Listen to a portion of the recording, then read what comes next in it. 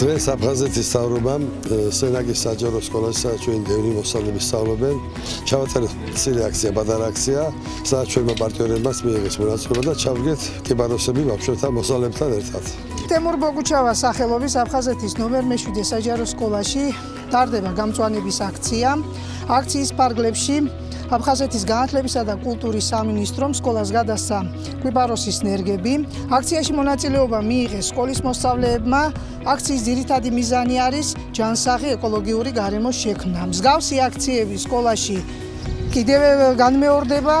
მადლობა მინდა გადავხადო აფხაზეთის მთავრობას.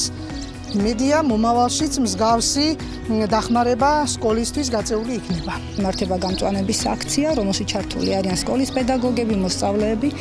აქცია იმართება აფხაზეთის მთავრობის განათლების და აფხაზეთის ავტონომიური განათლების კულტურის სამინისტროს მხარდაჭერით და საქართველოს საპატრიარქო ფონდის გამწვანე საქართველოს მხარდაჭერით. მიზანი გახლავთ ბუნების დაცვა, ცნობიერების ამაღლება ახალგაზრდებში და სწორედ სამინისტროს პრიორიტეტული მიმართულება ნებისმიერი მსგავსი ღონისძიებით მხარდაჭერა. Przyjechałem do Państwa, aby posadzić pierwsze drzewo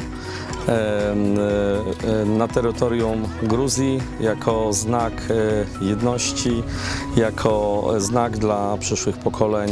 Jest to dla mnie wielki zaszczyt. Podziękowania za to zaproszenie. Jesteśmy jako Komisja Praw Człowieka z tego bardzo dumni.